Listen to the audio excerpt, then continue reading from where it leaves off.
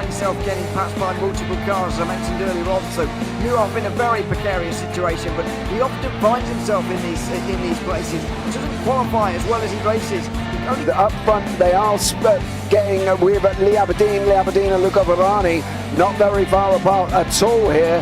But I just want to see how Alistair Haig deals with Marcello Kessler coming around the old hairpin.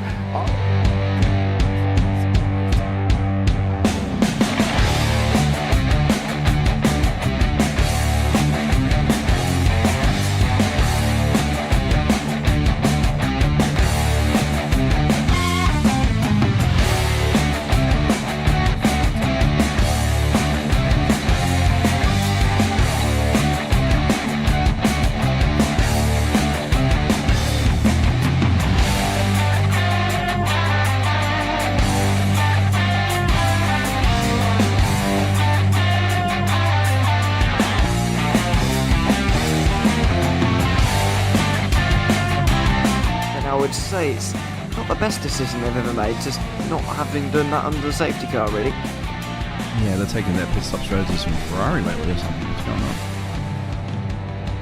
on? In turn one, just too much gas on them, too much feet on the loud pedal, and unfortunately he's dropped him all the way down the order. But Philip Hammer is out in front by an 8.91 seconds.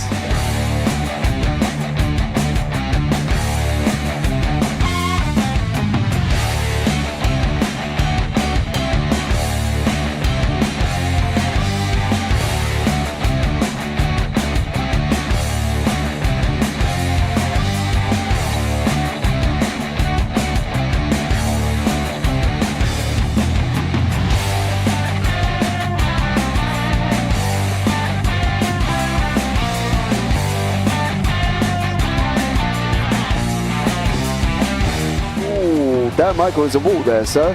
And definitely doesn't want to be hitting that earlier on as well.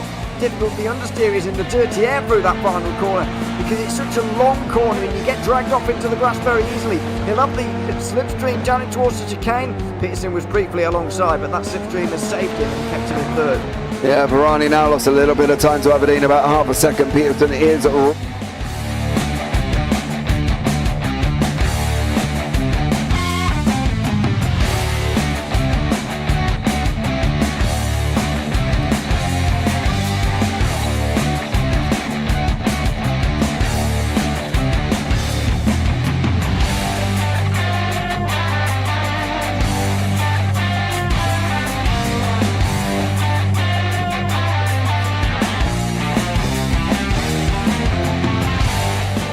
Pike's pushed Morton forward up ahead.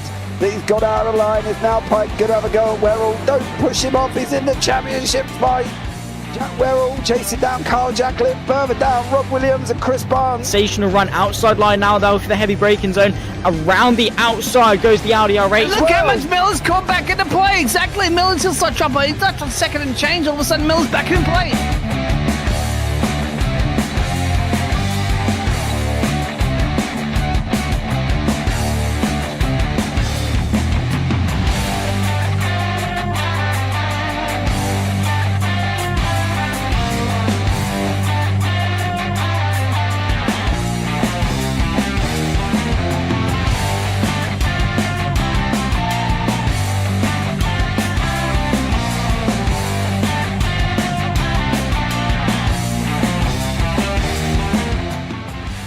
On to the back end of Phil Jocelyn. So there's been a lot of movers and shakers in this first 2 laps here for race. Absolutely serious racing league. Everybody's allowed to have fun. Yeah, it's all about the entertainment. So I hope everybody is enjoying themselves out there in the chat. We know that Ron is been enjoying himself watching. The Burger King machines off into the grass a little bit there as they're really bunching up now.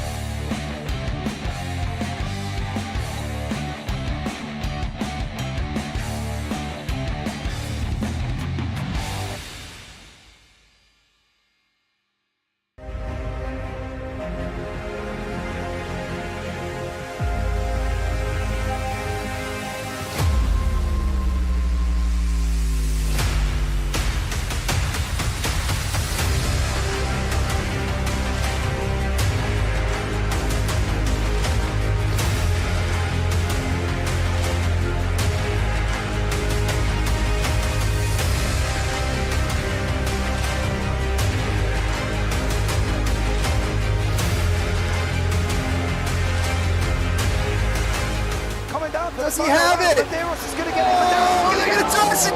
They haven't got it. He's on the outside line though, going into the fastest corner on the circuit. Surely this can't work.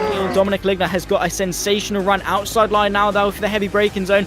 Around the outside goes the Audi R8. Look how much Miller's caught back into play. Exactly. Miller's still start chopper. He's not on second and change. All of a sudden, Miller's back in play. Can Barry do it? Big Barry's going to do it. Big Barry.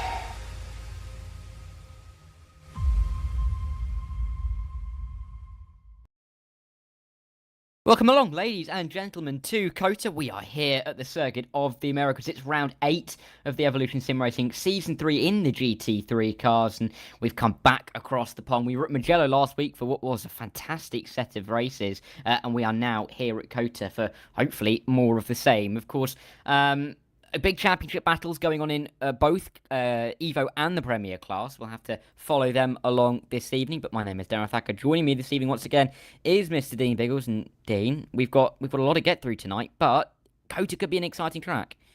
Welcome to the Lone Star State here in the United States of America. Yeehaw! Of course, it's one of the best racetracks you'll have in the United States of America. Speaking of that championship, the Premier standings, look at that, Yanis. But telling you right now, Luke in P2 is looking strong on this track. Go ahead. Yeah, Luke is looking strong on this track, but he's got to try and claim those points back. It's not too much. 32 points behind Yannis Hilbert. Christophe Demise in P3, just a little bit further back. Thomas Pugh, Ewan Stitchbury, Tristan Dennebrega are in the top 6. Henry Knackery, John Breitenbach, Paul Coleshaw, and Matt Hoyland ran at the top 10. Aiden Neat, of course, after his couple of fantastic showings, is up into 11th, and Marcel Breitenbach is in 12th for the Premier standings. But really, it's Albert versus Lucchesi for the title. I mean, in the Evo standings, it is not as close, but Joe Glass will have to try and keep up his defence to James Rankin. He could win it tonight, but again, will need quite a lot of points gained on his opponent. Matthew Jones is in P3, with Nathan Crook in P4 after a couple of wins last time out in Mugello. Stephen Donnelly is in 5th, Gary Mitchell is in 6th with Javier Talavera, Robin Aston, Rob McKee and James Bostock in the top 10. Hussein Sarika Dessler and Gareth Newton finish out the top 12. And we'll take a quick look at the team standings. Yeah, just before we touch on that one, Nathan Crook, of course, has been very, very quick at the moment with those wins, but the consistency is letting him down. And that's the reason why Joe Glass gets the job done. Team standings. Yeah, here's the team standings. I was going to mention that Glasstech are doing well, but don't count out RDSA. Of course, they had a fantastic week or duo of races at Mugello, and they're now only 59 points back on Glasstech. Aura Motorsports are in 3rd. LePenny have fallen back a bit. Pierce Berry, he's not been here the last few weeks, so they've dropped to 4th. Ludcrook Racing are in 5th, with CHR, JSD, DXT, the Bra Brojes and Petec GP2 in the top 10. I can only apologise to John and Marcel for that because I know I've butchered it. But anyway, in the Premier Instant rating, it's going to be Thomas Pugh, John Breitenbach, Luke Lucchesi, Marcel Breitenbach and Joe Sparrow, who are currently picking up a few $15 iRacing vouchers, with James Rankin, Matthew Jones, Robin Aston, Rob McKee and Joe Glass currently picking them up in the Evo class. And with, rain coming to iRacing, Dean, it's always nice to have a little bit of I'm excited about that. That's for sure, as Luke is. And the South African duo is, it's the Lone Star State. It's sunny, shiny, and perfect race conditions, really, this evening. But pretty much for the qualifying session, it may almost be done and dusted, my friend. I don't see many people out on track at the moment trying to get their last-ditch efforts in to Texas, where everything's bigger and better, including motor racing. Welcome, everybody in the chat out there. Joseph, hello. Do you do a classic car race of Austin Mini Coopers? Well, sign up, of course, to the Evolution Sim Racing Series Discord there and jump in and ask that question. Perhaps I'll look at that in the future. And, of course, Phil across the pond, evening to you, my dear friend. Predictions out there, get it in early. It's going to be a fantastic race for a fantastic season that we're getting deeper and deeper into there, Darragh. Yeah, I mean, I remember back at Gilles Villeneuve when the season was just starting, we had absolute chaos in the opening couple of races, and it just set us up for a fantastic season that we've had so far. On the left-hand side of your screen now, I think everyone has completed their all of the qualifying laps they're going to have done, so that pretty much is the grid order. And it is Luke Lucchesi and Tristan Dennebrega again, P1 and P2 here. They are really, really showing exactly what they're made of in this second half of the season. Watkins Glen, Tristan Dennebrega won that second race back. It's Mugello, of course.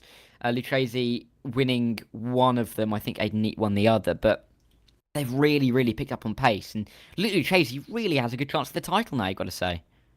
This is when you got to separate the boys from the men and the ladies from the girls and all that sort of jazz. And the grid will bring you up right now there just to cover what you just briefly saw there for a second. Go ahead.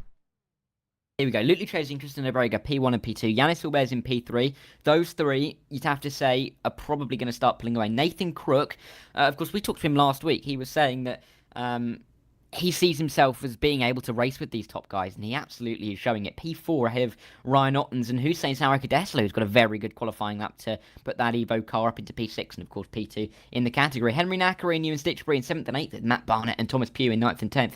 Joe Glass and John Breitenbach round out the top 12 with Steve McDonnelly, Matt Hoyland and Alex Fretwell in the top 15. It's Paul Colashaw before a raft of Evo drivers, Talavera, Jones, Rankin, Conrads in the top 20, then Daniel Nans in 21st. The boss man, James Bostock, is going to start from 22nd with Joe Sparrow and Paul Robson inside this top 24. And then we will scroll on further down to Rob McKee, John Lubrook, Kevin Simon and Jamal Gandor, James Pallow, Danny Weir, Graham Matthew, Russell Jakes, Gareth Newton, Scott Kostrick, the Scotsman, in 34th. Ashley Brooks and Jack Wyborn in 36th. And then I believe there's only one more. Yes, Robin Aston there, right at the back of the field. 37th. 37 cars, slightly more than we had last week, of course. Less than we've had previously. But still, a lot of drivers for Cota and Sector 1 particularly, Dean, can get really quite tight and tasty if you're going to go side-by-side through there. It will. We'll pull up the track map to let everybody know, of course, as well as the weather conditions, which seems perfect at the moment, I'd say, for motor racing here in the Lone Star State. As you're going to see, the packs will form there. Yeah, turn 1, of course. Look at that. It's a big hairpin. It's a big kink. It's going to produce a lot of overtaking opportunities, and it's an uphill climb. Remember, this track was relatively new when it comes to the terms of Formula 1. So, Helmut, was it Helmut that designed this track? Of course, this designed many of tracks in Formula 1. You should probably be aware of that one. And knows about that because it's a little bit of everything, really, in a day, isn't it? Because once you get through that turn 1, which is kind of almost like that Belgium-esque thing, you climb. They added the Belgium-esque climb into it, almost like the up through a Rouge, isn't it? But into turn 1, except. And then you got the series of S's, which is S's on steroids that you're trying to do from the likes of Silverstone. And then, of course, there's another little sharp kink there. And, of course, you've got the other little elements of, like, Hungary. So many other tracks at play. Of course, that's the reason why they designed these tracks from the best race tracks in the world. And this has been definitely, I think, all the drivers and everybody that's following motorsports around the world say they did a pretty good job on this track for the Circuit Americas, for sure, here in Austin, Texas. Yeah, Herman Tilke, you were referring to before, That's I think, who designed this track. Designed many a track. This is our first of the season, though, of Herman Tilke's, but we're about to get going for race 1 here at Cota. Don't forget, top 13 in this race will be reversed for the grid in race 2. So look out for that all-important 13th place come the end, but we've got about 14 laps between now and the flag. As through the final corner, Tristan Darragh will lead us, or Luke Lucchesi is alongside him. When will we get this race underway? They're going to go up towards the lights. As Luke Lucchesi and Tristan Darragh, the two RDSA drivers, are side by side as they rise up the hill, but we're going to wait to see when the lights go green. Of course, you've got Nathan Crook, Yannis Vilber, eager to try and make a move at the start. The lights are on. People are moving at the back, but they're not going yet. But we are going now here at Cota. It's a good start, I believe, from the front two. Yeah, they've left the others for dead, really. Yannis Vilber and Nathan Crook are going to be side by side. Then it's 3, maybe even 4 wide in the mid-pack as they run their way through turn 1. Is everyone going to make it through cleanly? It's so difficult through here. Of course, it's such a wide entry, but such a narrow apex. But they all just about make it through, I do believe. Going wide there. Oh, no! Big contact. That's Henry Nackary going around in the orange and black checkered car. And that's also Ryan Ottens as well. It's a disaster start for them. But it's a good start for the likes of Stitchbury, Barnett and Hugh, who have avoided all that as we run our way through Sector 1. There it is. I knew there was 4 into 1 was not going to work at that point, as you saw it just in your background. But good on the old South RDSA team at the moment, leading 1-2. Yannis got almost beaten by Nathan into that P3 position, but managed to hold on, which is going to be very difficult for him to get past, because you know, too, that the South African drivers are going to work together to try to make it very, very difficult for the man that can beat them in the championship as well, too. So all the dramas for me. Thomas Pugh as well. He's going to be looking at making a run early here in our fantastic track. He's got something inside here. Keep an eye on this one. 116 machine versus Matt Barnett. It's a long run between turns 11 and 12 here at Cota, but down the inside goes Thomas Pugh. Is he going to be able to make this one stick? Matt Barnett around the outside, though, dancing his way to hold on to that P6, and Thomas Pugh was going to try and make his way through, but John Breitenbach is looking up the inside as they run through turn 13 and in towards 14 and 15. Of course, there's double apex left-hander.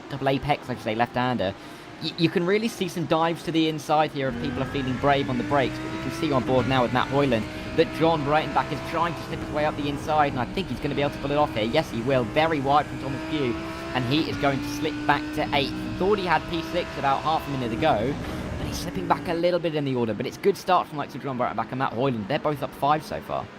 This is absolutely fantastic racing. That's what this track produces. They're about to start another lap here at the moment. Laps don't count, time does. Pit stops will, timing will, and all that sort of jazz, of course. Not too much jazz. It's more about barbecue. Cowboys here in the Lone Star State, but we'll see if we, in a second when we get a little bit of time, we'll go back and have a look at what happened at the start of the race, because there was quite a bit of action after that green flag, as you expect to get deep into the season. James, the boss man, hanging back here at the moment with a gaggle of cars. We will every once in a while. The reason, somebody had spun off just next to the boss man just as I clicked over to him. So I'm not quite sure who that was. Oh yeah, there's 2 of them down there. Yeah, Paul perhaps. Robson and Jamal Gandor. I don't think they came together actually. I think there may have just been a sympathy spin from Jamal Gandor. They've got to be careful. There's a faster car approaching behind. I think they just about make their way through, but now through turn 10, gets very close between Thomas Pugh and Matt Hoyland there, trying to make his way up into P8, as Thomas Pugh really has been a little bit bullied over this last lap, but Matt Hoyland's going to work his way up the inside, put himself up into P8 and try and chase after John Breitenbach. Back here though, Joe Sparrow is fighting away with Danny Weir, who's going to try a bit of an up and under in that very luminescent pink car. Behind him, Rob McKee, you can't miss his pink wheel rims, of course.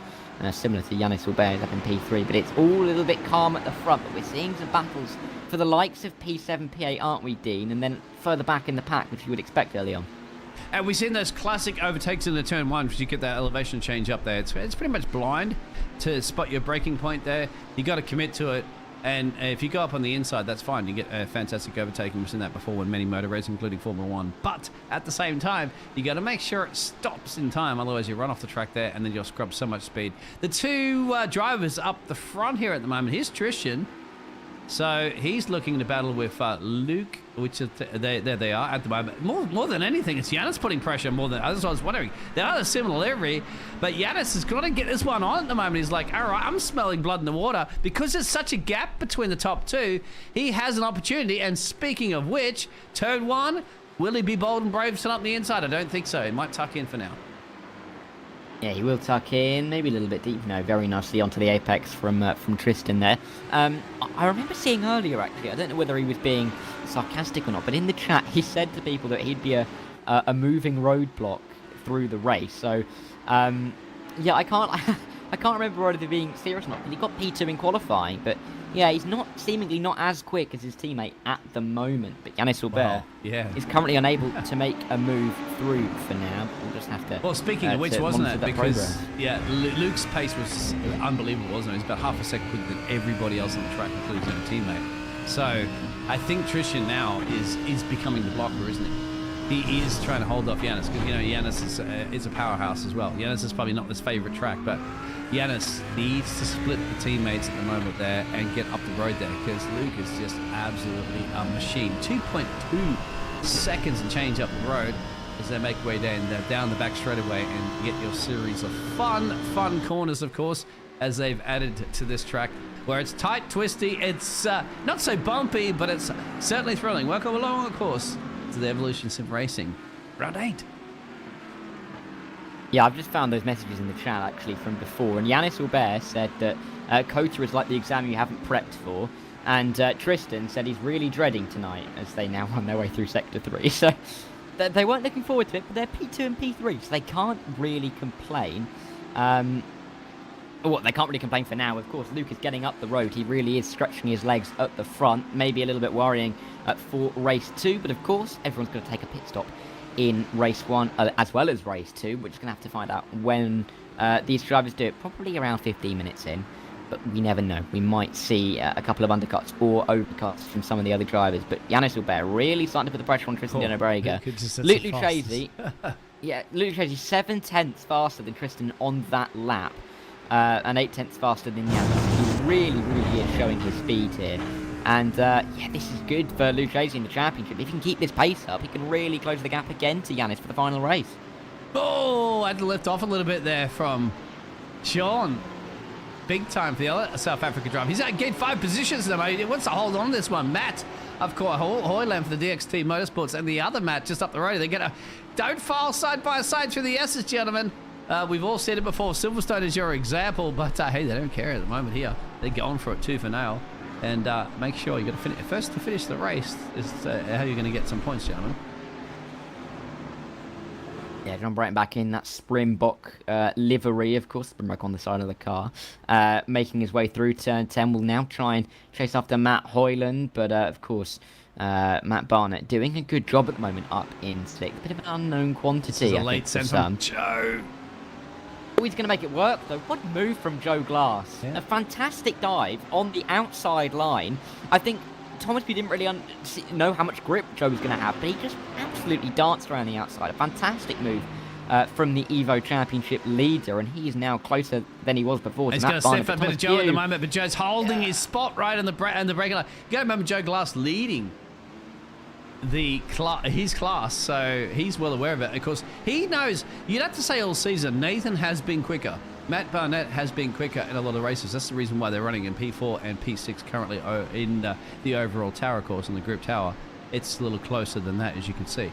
But Joe Glass is Mr. Consistency. He's clear. He's clear as crystal, isn't he? Because he's going to get it done on consistency. And I don't think Joe Glass says, I don't need to be the fastest in my class every single race. I just need to be the one that gets the most amount of points. And that's what Joe Glass is proving. Because not only that, leading in his class, they're also leading, of course, the championship class. Yeah, definitely in the teams, aren't they? So, Joe Glass and the Glass Tech Racing duo are doing very nicely for themselves at the moment in the teams championship. We're on to the 5th lap of this opening race of the evening, I do believe. Yes, Scott Kotrick. He was right in the back though, so we'll have to see if he gets a little bit of undercut. Of course, Scott Kotrick, you may have noticed, he was the driver whose car features on the intro screen for this race. We see a little battle between Alex Conrads and I think that was Henry Nackery. Henry Nackery, of course, trying to recover after a spin that happened just here on lap 1. He's currently back up into P14, but like I said before, top 13 is reversed. He won the reverse grid race back in Mugello last week, I do believe, unless my memory is completely frazzled. But we'll have to see if he can do something similar again, because at this rate, he'll probably start near the front of race 2 as well. You're too young to have your memory frazzled at the moment there, my dear friend Darragh. You, as you can see the shark on there for the Dutch racing bumblebees, you know that, and the driver must be a little intimidating, isn't it? So this big shark fin. Setting it up the inside, that's a dummy. That's what you do to try to throw off the driver up the road, which is Henry. You're like going, and the Henry's going to look at his mirrors going, seriously, he can't be going for that one on the inside, can he? But that's what you do. No, he knows he's not. But then again, Henry doesn't necessarily know, and then Henry's going to be looking more in his mirrors than he'd be looking forward. So psychological games, once again, I say. Matt Hoyland, of course, for the DXT Motorsports, he wants to get past the other Matt. And how many times have we seen this season? Baddies glued together on the track battling. Yeah, they've been... It always feels like there's two Matts going at it in some form, whether it be Matthew Jones and Matt Hoyland, or in this case Matt Barnett and Matt Hoyland. So we've always had it all the way through the season. It's round 8 and I can't think of a race where we haven't talked about two Matts fighting each other, but Hoyland really now looking to put the pressure on Barnett as they run their way through turn 19 to the final corner at turn 20. Pit stop here for John Bright coming in pretty early. Let's see if he can get a bit of an undercut here, whether he's playing the strategy game just that little bit. But look at Matt Hoyland coming up to the back of Matt Barnett now. Joe Glass is also setting faster and faster lap times. He was 4/10 quicker than his Evo rival Barnett that last time around, so he is arriving on the scene as well. Don't count him out as he defends from Thomas Pugh. But yeah, a little bit of a holding back now. I think let me see some of the pit stops work their way out and we see where everybody really is in relation to each other, we might see some fierce battles on track to the end of this race. Oh, we will. I guarantee you at the moment, because we're getting deeper and deeper in the series. Here is the man at the moment leading the championship, trying to get his way past Tristan. Tristan being the blocker, as you had perhaps mentioned. Find out about all the information, of course, by joining the Discord. If you have, make sure you hit like and subscribe as well too to get that information. But Matt Hoyland giving another shot on Matty at the moment there. Is he going to send up the inside? That'll be bold and brave. He's going to commit to it. Here we go. Let's see, inside line, Matt Barnett takes the widest line I think I ever have seen into that corner. It's not going to work him out too well. He was looking for the exit all the way down this straight, down towards turn 12, and he's got a nice slipstream, a nice toe at the back of that DXT Motorsports machine, but I don't think he's going to be close enough to Matt Hoyland to make a move down into turn 12, but he actually might have a look at it down the inside. No, so it's back into the slipstream, takes the racing line, and Matt Hoyland now up into 6th will try and chase after Ewan Stitchbury, who for the last few races, I feel like Ewan Stitchbury's been very consistent, and he's just kind of stayed out of these battles. He's kind of been too far behind the cars in front, but far enough ahead of the cars behind. He's doing very nicely for himself at the moment. Stitchbury's always been in that place, isn't he? Sometimes he's been in the wars earlier, but he likes being the Lone Ranger out here in Texas, if you're going to put it that way. He likes just to be battling the clock, of course, because you are always battling the clock, and just getting the consistent points that you need to get done. He's not necessarily always in your highlight reels, always on the camera focus on him, so that way at the end of the day too, it'll save himself a bit of a commentating curse, won't he? Let's see if Yannis can send it up into turn 1 on the inside. No, once again, can't get it done. He's going to be thinking about too, for the German driver, it's kind of a consistency. So a few other drivers going into the pit road behind him, but he's got to know this by now, because we're so far on round 8 that he knows that Luke and Tristan go in together in pit road. So if I was him and I was his team, I'd be like, all right, am I going to go on an overcut here? Or perhaps I box now and do an undercut? I don't know. Yeah, I mean, there's some strategy choices they could make here. I mean, that's probably safe from Nathan Crook, whatever you do. But yeah, Yannis, he can try something here, because if he pits on the same lap as Tristan and Luke, he's going to come out behind. He's likely going to finish behind. Of course, that would mean he would start ahead of the two of them. But you definitely want every point you can get, especially if you back your pace. So we'll see how they play it out. Pit stops, I think, will be maybe this or next lap for some of these guys, particularly. Let's have a look. There's Luke. Where is he currently in the track? Well, he's got quite a bit to go. I'm going to get back to Thomas battling it out here with Joe. I'm not sure if they haven't yet to box course, these two drivers. So there's a bit of work going on. There's a little battle at the moment between Henry and Paul for 19th and 20. But I just want to see how this is going to pan out the business end. If Thomas is going to try to do anything about Joe. Now remember, once again, they're different classes overall. If we look at that one, it's not his battle. But he knows at the end of the day too, remember, in the championships for the teams, that does play a factor. Yeah, of course it plays a factor. I mean, the RDSA boys, they definitely just want to bring it home 1-2 for both races. Of course, Joe Glass, for the Glass Tech boys, I think his teammate is near the front, as near the front as he previously was. It's Matthew Jones, of course, his teammate. So Matthew Jones is right currently...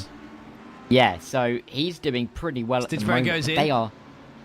Yeah, Stitchbury's in. I would say, but they are 2 and 3 in their class. Joe Glass is in, and Thomas, so they've kind of followed each other in air as well. Matthew Jones will stay out. This will be very interesting. So now, I'm still concerned about what Yannis is going to do here. Would you be really thinking about a dive-on overtake at the moment, knowing that pit stops are lurking in the background? Let us know in that chat there. You've been a little bit quiet out there, Phil and Joseph and everybody else. We need your feedback out here. That's what we're doing. Interactive here at the JP Broadcasting Network. Yes, we'll see Darragh and Albert working their way through. I was just saying that with Lucchese and Darragh 1-2 in their class, they'll pick up more points for now than Jones and his teammate Joe Glass would. So, going well for them at the moment, but it's a big gap to close. They kind of need something to go wrong for the Glass Tech boys to try and take that title. As we see Albert get closer again, but not quite close enough. They'll run out of turn 11. 5 seconds though is the gap between the two teammates at the front. And it's just gaining, and it's just getting bigger. So it just seems Lucchese is going to be the one to beat in race 2 as well. We'll also have to keep an eye on Stitchberry, who is currently the race leader overall. He's got traffic to deal with. That's not going to be nice for him putting the pedal to the metal, because he wants to get to clear. He's got the fresh boots. He needs to get clear at the moment, and that's not a car. That's Danny Weir. Danny Weir is literally in 20 positions gained, and there it is, but in a different class. And Stitchery might be a little bit frustrated about that one, because Stitchery knows that every second is tick-tocking over at the moment there for that pit stop strategy he took earlier. I'll show that up at the moment for everybody to have a look at. So who's taking their pit stops or not, and there they are. So as I said, he's the leader in the overall field for boxing early. However, there it is. Luke's gone in. Now, usually what happens? No, they didn't follow each other. Yes, they have. Trishan's gone in and Yanis has gone in. I thought they're like Siamese twins sometimes, those South African drivers, and then Nathan's gone in. Will Manny go in? Yes. Here it is, my friend. They're all copy the leader, per se. Yeah, I think, to be honest, if they waited another lap, it would have been too late for the pit stop, really. Because, of course, you really kind of want to try and make it half and half. So most people coming in, excuse me, but Lucchese will surely emerge in the lead. Let's see when he starts to move from the end of the pit lane. There he goes, straight out as well, and he is back onto the racetrack. I know Darragh will be ahead of Yanis Aubert as well. I was going to say just about. Yeah, they were pretty much inside of each other as they were coming out of pit lane. So they will still maintain second and third, as we see coming through. That's James Bostock, the boss man. He's up into P4, of course, hasn't taken his pit stop yet, but he'll be enjoying running with these guys at the front for the time being. Come on, James, throw the spanner in the mix, my dear friend. But yeah, what a close pit stop between these two. They were close going into it.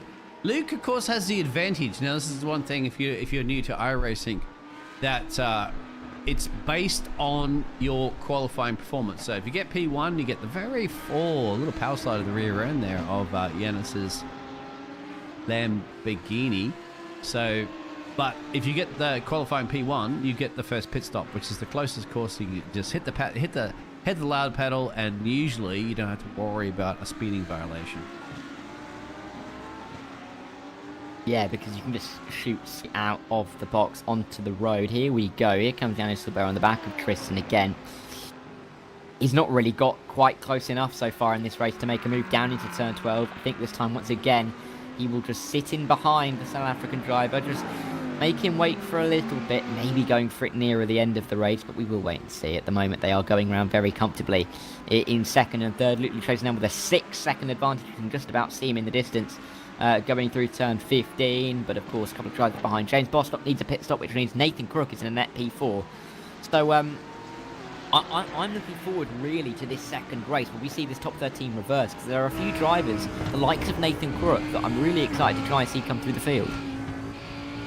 Yeah, well, Nathan has done it before because he's been, but the problem is with Nathan, the reason why he's not leading the championship as well, too, for the Evo class, is that he's been in the walls early for the second race, and that's been the reason why James Foley finally going to pit road. He's like, I've had enough. I need some gasoline, I need some tires, and I'll take that one. So it'll allow that battle to continue further on. But going back to that one, yeah, you got to remember, Joe Glass hasn't been outclassing really Nathan for pace overall this season, but once again, he's consistently beating him, and that's something you need to think about at the moment if you're the likes of Nathan, because Nathan's just where you want to be, really, in the second reverse grid. That's going to be the key, isn't it? And how are you going to slash your way through there? Safely, of course. I think Nathan's going to back his pace. Of course, he's not in that championship battle, you'd say, with only a few rounds left to run. So I think he's going to back his pace. I don't think he's worried about where he's going to start. He knows he's showing pace. He qualified P4. He's P4 for a reason, and I'm sure he can try and work his way back through the field. If he was going to start further back. I mean, look at those race wins. He's the only one, really, that's had more race wins than Joe Glass, essentially. Tied on 4 apiece. However, he's so far back, it's the rest of those results that you need to get for an overall season. Yeah, I just don't think he's turned up to all of the races, which is why he's not got maximum points. But no, you're right. He got that because he won both races last week. In Mugello, you can see why he's got so much pace under him here at Cota. Matthew Jones, though, here we go, fighting at turn 11. This is with, I believe, Paul Cole is short. No, Alex Fretwell, I should say, sorry. We go Joe Glass who's and just Thomas. in front of him. Sorry, Yeah, Glass. No, it's all right. Glass is going to not really fight that one too hard with Thomas Pugh, and Pugh is back up into the top 6 now, top 5 in class.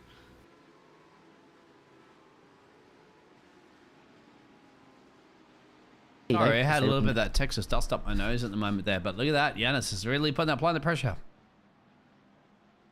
Yeah, he's really just looking for a way through. Can't quite find it just yet. They'll come into the final corner, though, at turn 20.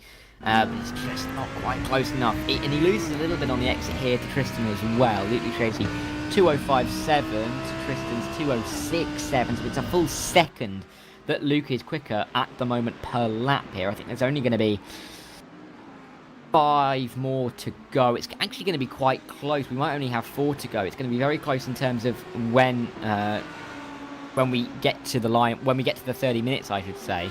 So we could have 4, could have 5, but I think it could be just the 4 left to run here. But they're still fighting in the background. You look at the likes of right down in the back, or further back, Danny Weir, James Rankin and Gareth Newton, they're going at it together. Same with Graham Matthew, Daniel Adams and Kamal Gandor, but here they are.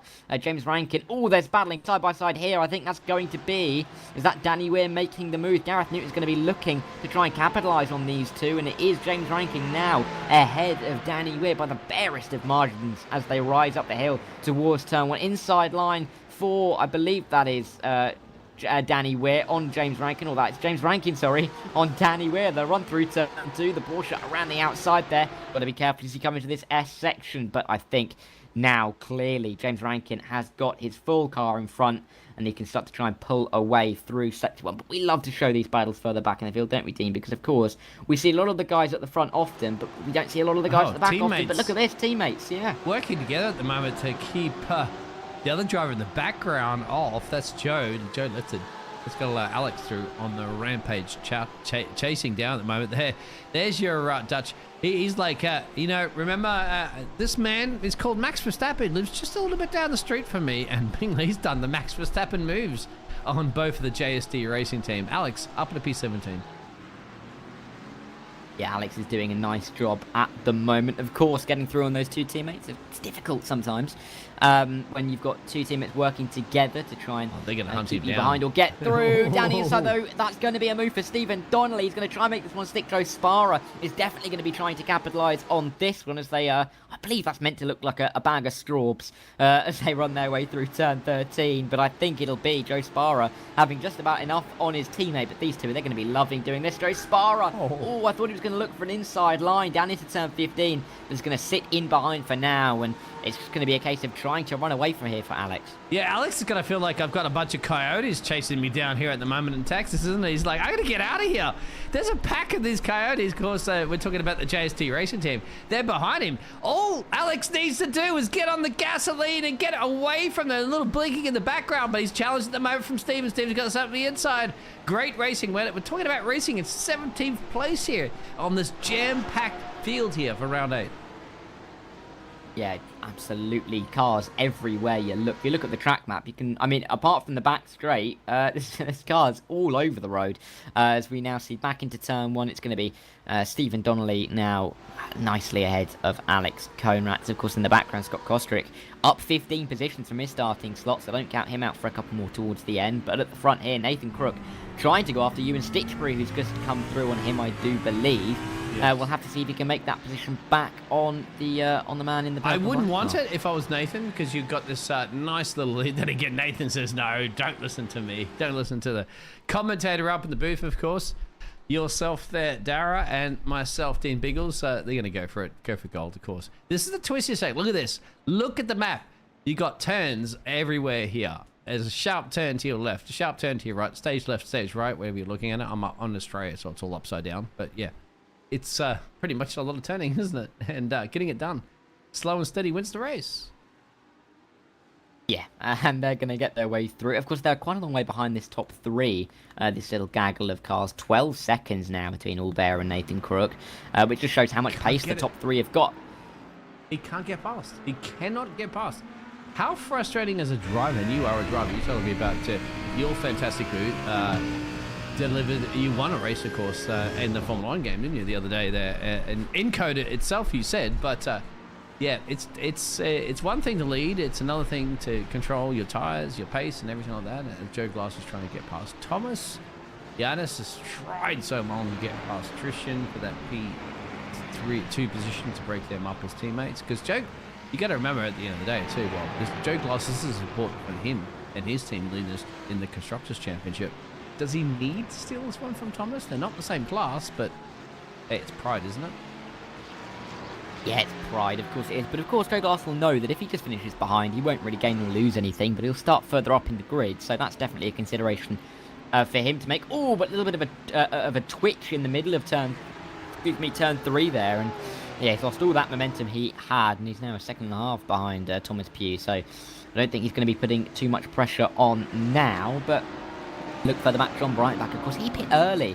It's not really worked out well for him because he's been stuck in this train a little bit on the back of the likes of Paul Colashaw and Matthew Jones. We'll have to see if he can work his way through in the last couple of laps. And yeah, blasphemy saying that I won that race, but to be honest, I sat behind the leader for about 10 laps and waited to make the move on the last lap with DRS, of course, something that these guys don't have. So they won't be able to make the same kind of considerations, the same kind of plans for the end of the race, but we'll have to see if anybody does decide to just try and go for it on the final tour of this circuit. Also, don't forget that John Breitenbach is currently in the reverse grip pole position, and it will be Javier Talavera who will miss out. There's currently... Oh, big spin! Oh, no! That is Daniel Nans. I think that was Gray Matthew. Gray Matthew could see he was already losing the back end. There was nothing that Daniel could do to avoid that collision. It's just really unfortunate, and that Porsche's missing a rear wing. You don't need it. Unless you're on a Red Bull, because it gives you wings. There you go. Sorry, Christian. Let's not even get into the politics of what's happening at Red Bull at the moment. That'll get me in big trouble. I don't know what's going on at the moment with that sort of stuff. But there's not... We're not talking about Formula 1. We're talking about the Evolution Sim racing. We're talking about all the racing. This man, lonely. Look at him. He's got so much track up the road. He's got that. Look at that. You go into another sector at the moment, you'll find the driver practically almost in plump last, and he's got it. We knew he's the power. 8 seconds up the road, and look at that. Yanis has actually dropped off at the moment. It's following through the S's, so I think he may have to settle at this point for the P3, but look at that reverse grid will actually help him out a little bit later on. We'll see how that pans out, because he's got to hold in for his championship hopes, of course, as he is leading the championship. Further back in the field, here's another battle brewing at the moment. Oh, it's getting tight. The pink car, of course, Valentine's Day yesterday. Let's see if Gareth can buy some flowers with love to Danny. I don't think Danny will be buying any flowers for Gareth if he gets through, to be honest. So we'll have to see if Gareth can find his way through up into the top 20. I do believe we might have just one more lap after this. It's going to be tight on the line, but I think we might have one more. Paul Colashaw here leading this train. John Breitenbach has made his way up to P12. Matthew Jones is now finding away with Javier Talavera for that reverse grid pole position, which is so important, particularly for these Evo drivers, because it gets them away from their competitors. The likes of Matthew Jones could start 12 positions further up than Javier Talavera, but Talavera down the inside here at turn 11, and he's going to make that move stick and up into P13 for now. But Matthew Jones, he's not going to give this one up. He's going to be side by side with Talavera all the way down towards turn 12. We are going to have one more lap. I can see on the track that Luke Tracy is coming to the penultimate corner, but we've still got 20 seconds left on the clock. Into turn 12, though, Matthew Jones is going to have the inside line, but Talavera is going to try and dance his way around the outside. As we see Luke Tracy will have one more to go, I do believe. Yes, we will. So Matthew Jones still fighting over with Talavera as they run through turn 13, but Talavera looks like he might just nick this reverse grid pole position. You love the British accent. Nicking. I haven't heard nicking in a long time. Nicking, of course, is for your folk out there and from the United States of America or other continents. Nicking's like stealing, right? I mean, it's not the same as the New York Knickerbockers that they used to have as the team. So, yeah, there's little languages that are having at the moment. Nick, I like it. Thieving, stealing, take the place. It's driving. It's a motor race. Exactly. Let's see. 30 minutes is now up, but we are going for one final one more tour back of this in. The Cota battle is circuit. brewing 3. Oh, look away, my friend. All right, these three going at it. It's Kostrick ahead of now Weir and Gareth Newton, but these two really are starting to gain in on him, aren't they? So don't count them out whatsoever with 1 lap to go. But Kostrick in that very, very pretty multicoloured car, running up towards the line. It looks like Luke Tracy's going to comfortably get to the end, but the battles are back here. The battles are over P13, P18. Matthew Jones still hasn't given up on P13 on the back of Talavera. That is for sure, because he's only half a second back. We'll have to see if he can make the move by the end. But yeah, there's been so many battles through this race, isn't there? Talk us through this as a race driver at the moment. You've driven this, of course, in a Formula 1 car, but doing it in an Audi right now, of course, new to iRacing. Well, not so. Look at that power turning, of course, as he goes through the tricky sector 3 here that I go from Formula 1 sector 3. Talk us through how Luke is feeling here in this machine. Comfortable up the road there, 9 seconds. Oh, it would be fantastic. I mean, I'd have loved to have driven this Audi rather than the F1 car, for sure. But he's going to be absolutely loving it. He has been in complete control all the way through this race, and he's going to win the opening race here at Cota by a good 10 seconds, take home all the points he can, and it's going to leave Yannis Hulbert wondering what he's got to do to keep this title alive for him. Tristan Dinneberger, his teammate, is going to hold off Yannis Hulbert for P2, with Hulbert coming home in P3. Then you've got to look all the way back to Nathan Crook, a further 12 seconds behind, to make his way round the final corner to bring home P4. Another Evo win as well for him, as he now crosses the line. Ewan Stitchbury as well in 5th, but we've got a few more to come across the line. Talavera, I think, will just about hold off Matthew Jones as Thomas Pugh, Joe Glass and Matt Hoyland come through, and Henry Nackery as well. But Luke Lucchese, so dominant in that race, wasn't he, Dean? Oh, yeah, he's got this. He's got Cota in the bag. I wouldn't be surprised if he gets back-to-back as well, too, at the reverse grid. He's just on fire. But it's one thing, you got to overtake a lot of drivers, but the pace is pace. If he has the patience to get past everybody, no doubt he will. And I'm sure he will. And once again, you have to give it to some of those drivers. Look at the group tower as well, too. That's Nathan, of course, dominating as well the Evo class over Joe Glass. God, I don't know, Joe. Your name just fits in every single time we're trying to do this one. But we'll get those results up for you in a minute, as the rest of the drivers will get their way across the grid there. Chat's being quiet there. I'm a little concerned there. Darragh, they do not like us up in the commentating booth. Are we not doing a good enough job? Oh, I've got a little tear in my eye right now. But we'll get these results for you very soon. Luke hasn't have a tear in his eye. He's got a joy. He's got it done. And got it done in style. I just wonder if he can get it done twice.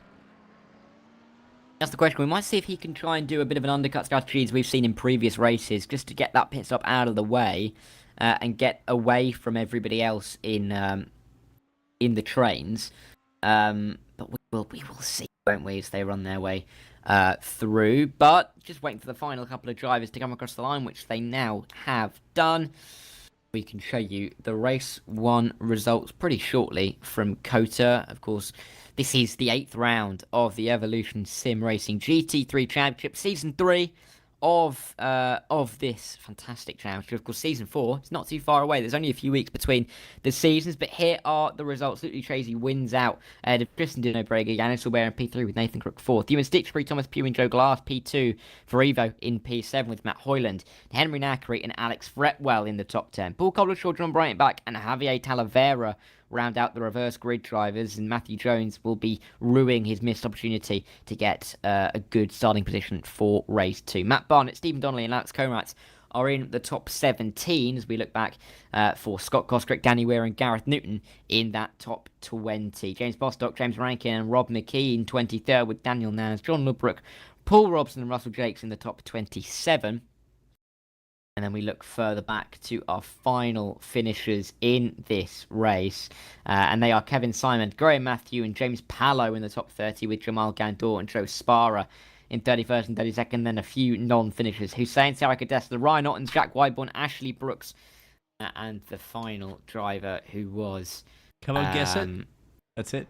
Was it Robin Aston? No, that's it. That's all I have actually on the screen to show you. Oh, is there? Oh, okay. Yeah. We're testing everybody to pay attention out there. Smith says, let's go, Glasstech boys. They are going fantastic. Just to give you a little bit of a recap at the moment, of course, the league details. Make sure you get ready to sign up for the next season as well, too. So the preseason starts February the 29th of February. Are you excited for this one, though, Darragh? Oh, I am. Absolutely. I mean, literally, the first pre-season race is going to be the week after the finale, so you're going to have to be tuned in for it. It's going to be fantastic. Oh, of course, not the pre-season races, but the season 4. The calendar looks fantastic. I think you have it so we can put it up on screen, Dean. There's a... Yes. We have our first half of the season in the Americas, and then we round off the season in Europe, of course. A great-looking calendar, starting at Interlagos, ending at Mugello. It looks absolutely stunning. And I can't wait for this to get going, really. I mean, pre-season races at Donny and Silverstone in Britain, and then working our way across the Atlantic. Not as many air miles, I think, for some of these drivers as we had in Season 3, but thoroughly looking forward to it.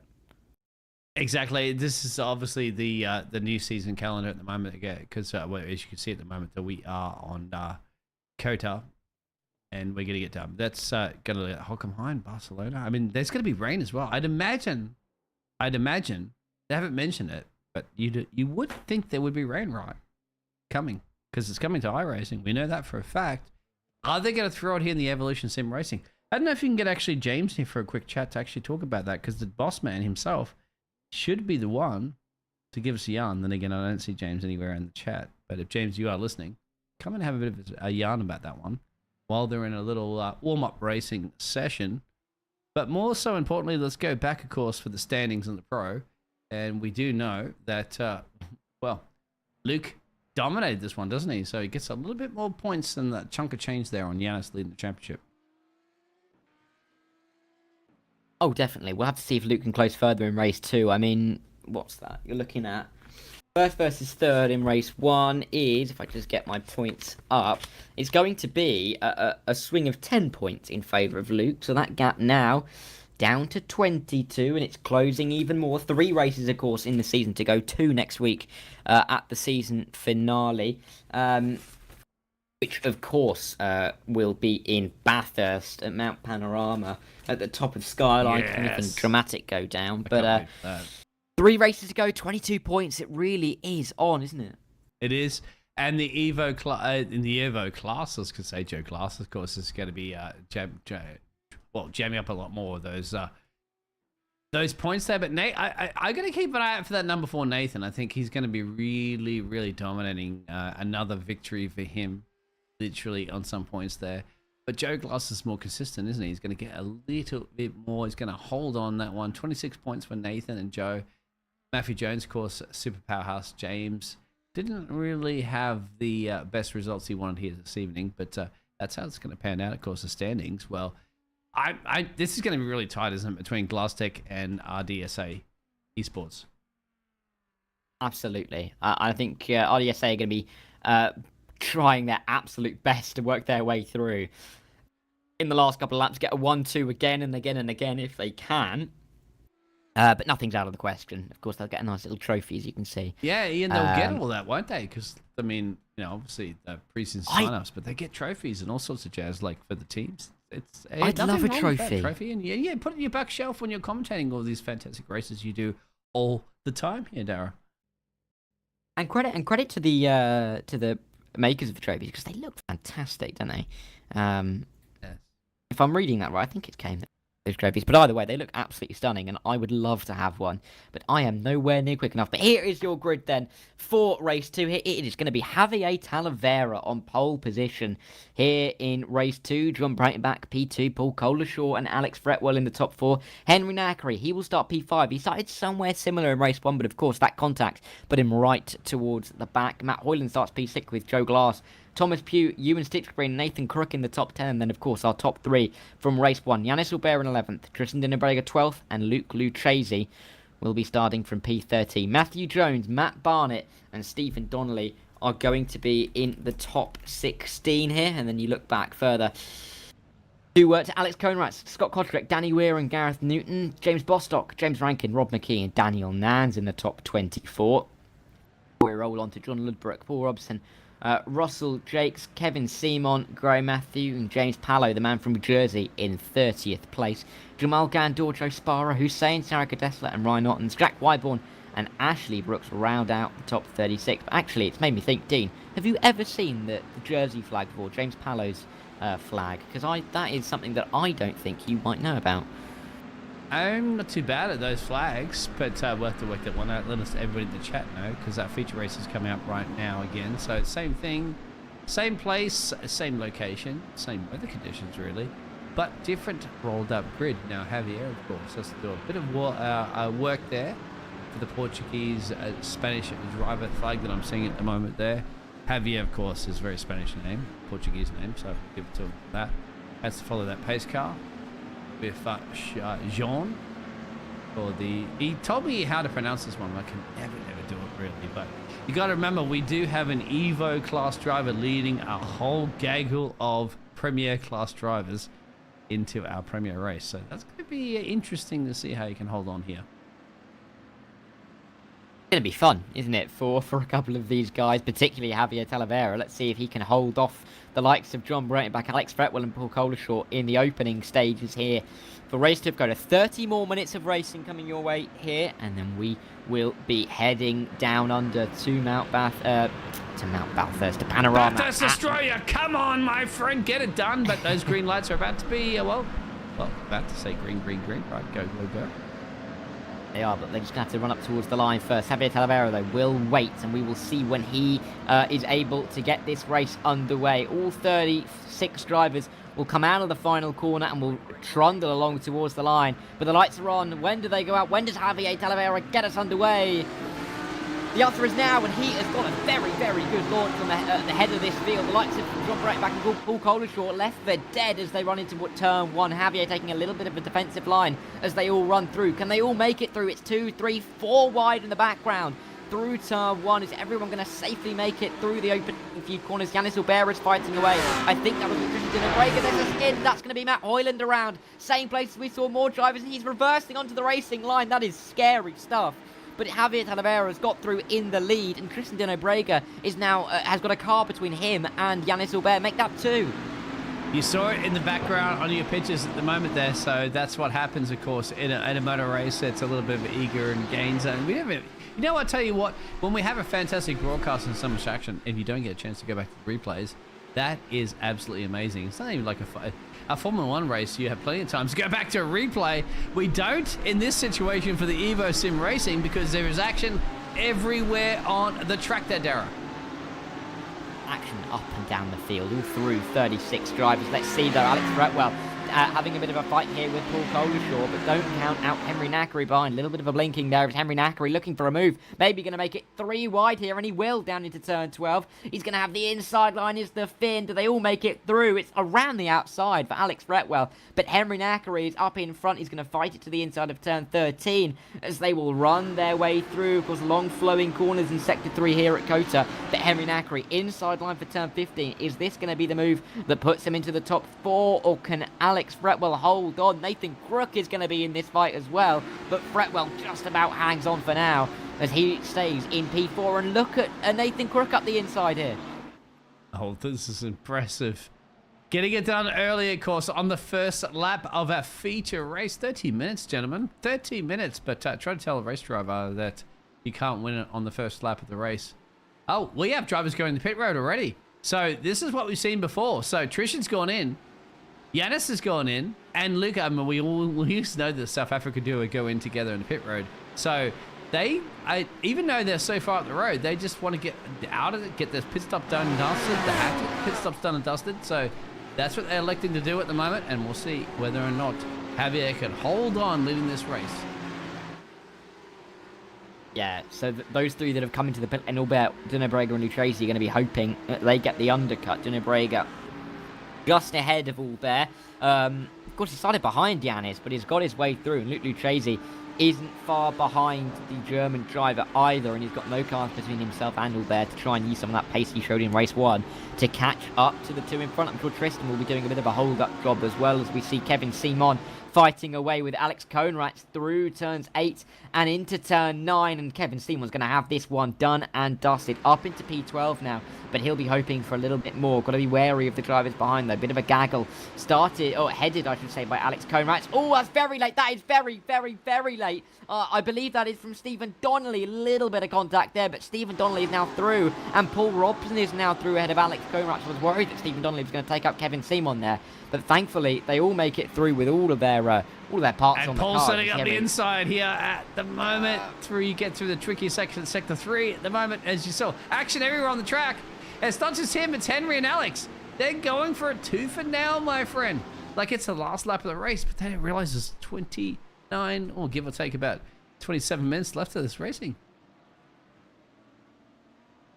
Yeah, 26 now, just about as we run our way through. I'm really interested to see this undercut for Tristan Dennebrega, Yannis Hilbert, and Luke Chase. But look at how close Yannis is to... He's going to get through, actually, looking at the timing tower. Yannis Hilbert has overtaken Tristan Dennebrega for P26, of course, on the road. But that could be quite important for the race. Let's see them here. Must have been down at turn 12. Luke Lucchese is not going to be too pleased to see that Yannis has now got a bit of a free rein to try and get away from Tristan here, but of course long way to go. Still chances for the others to make their way through, but at the front as well, John Breitenbach is going to be trying to make the move, I think, on Javier Talavera, but will just sit in behind at turn 1. But yeah, there's battles everywhere at the moment, isn't there, D? There is. It's very important, I think. You caught that one. Nathan Kursko on the pit road. But I think it's important that Yannis, because he's been following the South Africa driver for so long in Heat 1, that was crucial that he got past him immediately. It was very crucial. They took those pit stops as well, too, you have to remember. And so that's going to be a battle for the rest of the race. And they know following one car is one thing, catching and overtaking is another. And he's elected, you know what, I got it done early. So we'll see how that pans out later on. But look at that whole spin at the mare from Henry. Oh, no. Get off the racing line, my friend. Back it up. Back. Beep, beep, beep. That's so horrible and frustrating. But, you know, it happens to everybody.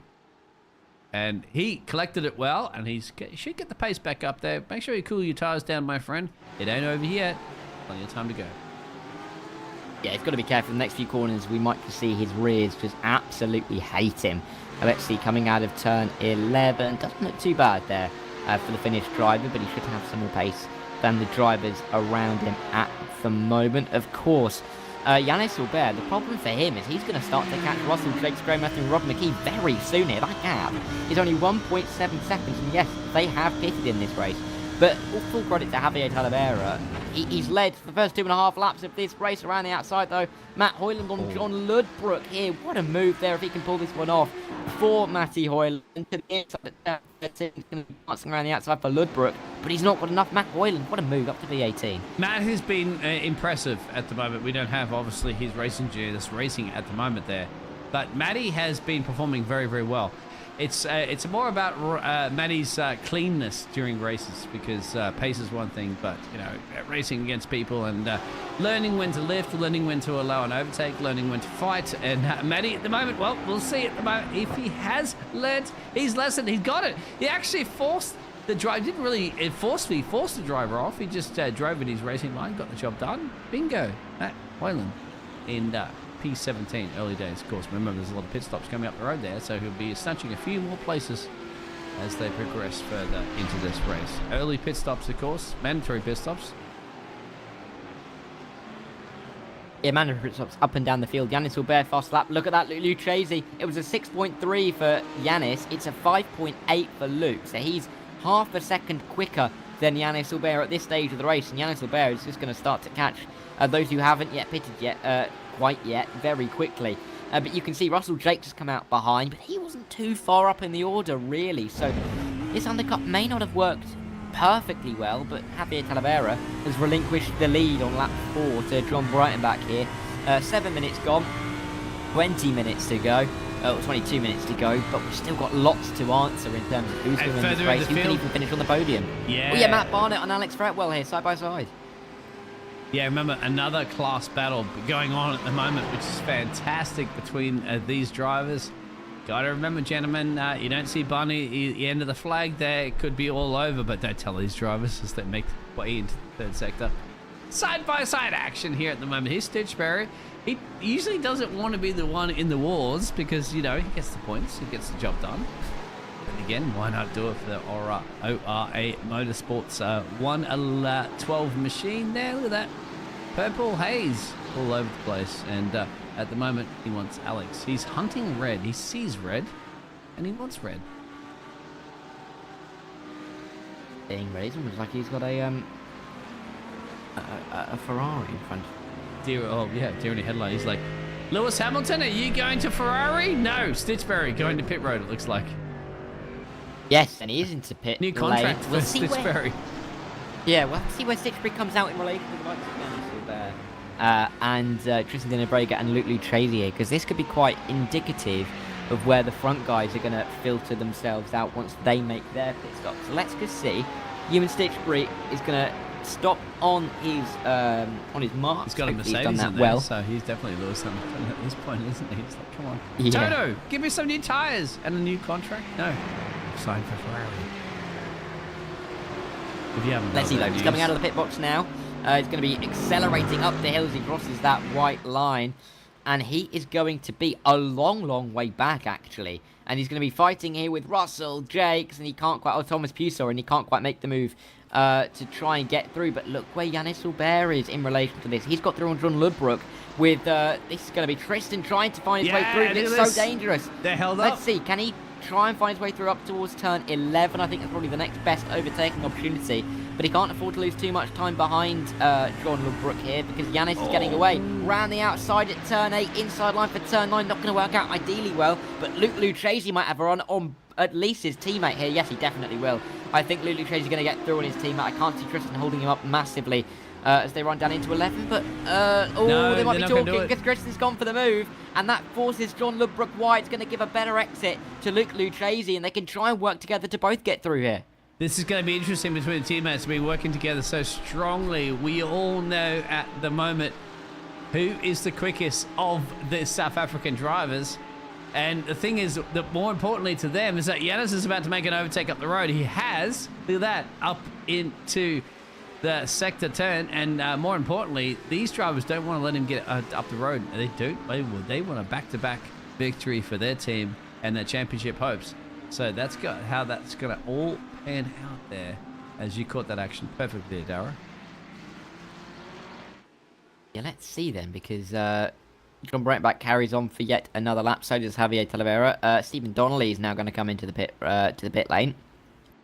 Luke Luchesi, though, still behind his teammates, going to want to get his way through. Rob McKee is now the driver between those two drivers, and Tristan and Yannis, sorry, is Alex Fretwell's coming under pressure from Joe Glass here, and Joe Glass makes the move up into P5 now. Still P3 in Evo class for the time being, but he needs every point he can get. Yeah, Joe's doing Joe things, isn't he? Getting the job done when he go, because he knows if you get the overtake done for the S's, that's guaranteed yours. And then the rest of it is defending, of course, into the other hairpin corner. But further back, Tristan and all that action is definitely happening right here, right now, live on the fantastic Evo Simulation Racing Network. Round 8 Cota, of course, the JP Broadcasting Network. There we go. Move done for Tristan. Move's got to be made for Luke Luchesi, but he's going to get stuck, as you mentioned. You can't really make a move through the S's. Once you've got ahead before turn 3, you pretty much head all the way down towards turn 11. But Luke Luchesi looking for it. Inside line at turn 7. Be bold, be brave, but he can't quite pull it off as they run through 8 and 9. But he's gone around the outside anyway. Luke Luchesi, oh no, he hasn't. It's him defending from John Ludbrook. But he gets a fantastic, look at that exit slingshotting off the corner. Can't quite take advantage of it through turn 10, but he'll have the inside line for turn 11. I cannot see this going any other way, but a good, easy move for Luke Luchesi. He's clipped the apex, he's made the move stick, and Luke Luchesi off after his teammate once again, but fighting through all these drivers is costing him time to Yannis here. I was going to say, lick the stamp and send it, as Daniel Ricciardo would say. But what he's looking for, of course, is not his teammate. He is looking for this man. Right now, trying to challenge somebody to get some overtakes done. And that's Yannis, of course, the man leading championship. And guess what? Yannis wants to get up the road as quickly as possible. He's going to navigate his way through the field here of lap cars. And they're not really lap cars, remember, as well, because if you look at his name, he's P12. They do not have to yield to him. So he has to navigate his way through the field, and not just him, of course. So does Tristan, and so does Luke. So they got to get done. But Tristan's got traffic here. Can navigate through. Bingo. So another one done for Tristan, and he's got his eyes up the road. Paul Coldershaw, he pitted from P4, I do believe, if not P3. He's just gone in the air now, yes. Paul's gone. Yeah, and he's going to come out a long, long way behind the likes of Yanis, Tristan and Luke. So Yanis, Tristan and Luke, you definitely would say, are a net first, second and third right now. They really are fighting over the podium positions. They've worked their way through. They've done the undercut well. But it's just going to be down to who... Oh, was there a little bit of contact maybe there? Paul came out in big-time traffic at that point as well.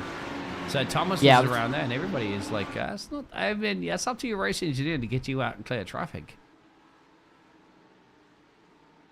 Absolutely is. But 16 or 14 minutes gone, 16 to go. Around the outside here, Luke going to try and make this move inside line. Danny Weir's going to defend it. Is he going to try and get a slingshot once again through 8 and 9? You bet he is. Let's see if he can really just accelerate and just release the car off the corner down towards 11. He doesn't really have the pace. All the while, Breaker and Albert are just gaining away. Albert now nearly 4 seconds in front. Oh, and wide from Luke Lucchese, maybe trying to set up the exit to get a much better run down in towards turn 12, but he's got to make the move very quickly indeed.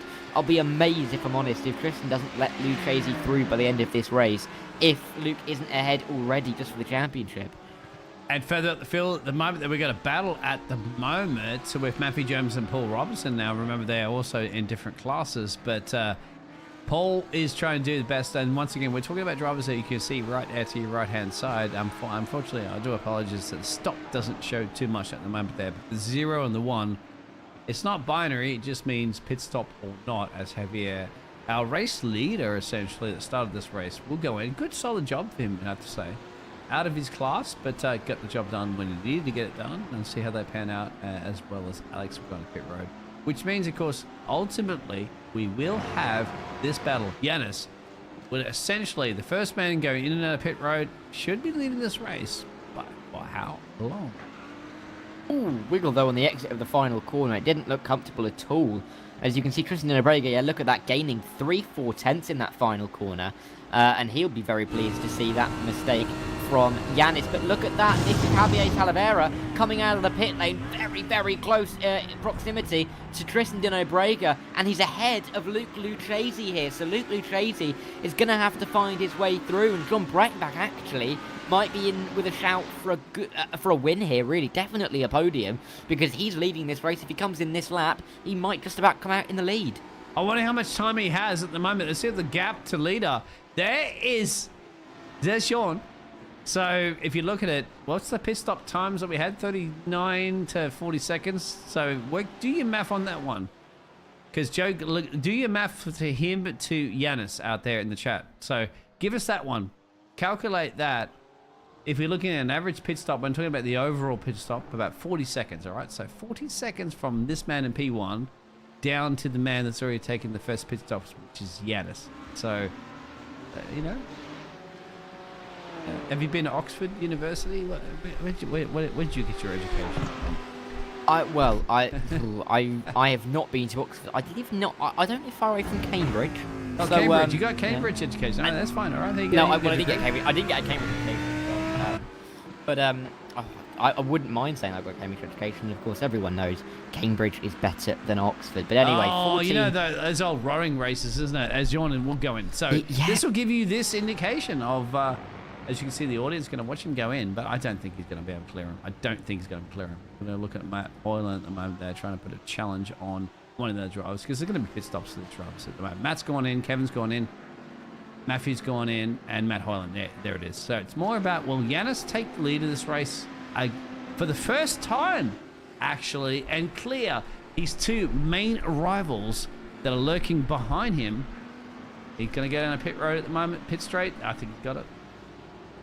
I think John's going to come out right with these two. Yeah, look, he's just come out of the pit lane. He's going up towards the 20. Yeah, I thought he might just about come out in the lead, and he will come out in the lead of this race. So John Breitenbach is the legitimate leader of this race. Joe Glass, of course, needs a pit stop. And then it's Yanis Albert and Tristan Darragh in second and third. Talavera and then Lucchese fourth and fifth. Lucchese, though, trying to find his way through on the Evo driver in the background. You just about see them coming into shot there, and we'll focus on them now as they run their way through this opening sector, the S-bends.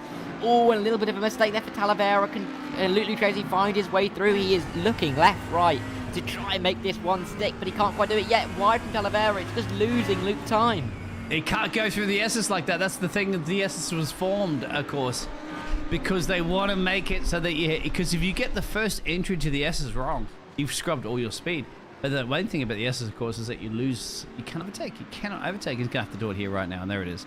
He will get it done. But the frustrating thing to him is that he scrubbed so much time because there's his teammate, and there is Yanis.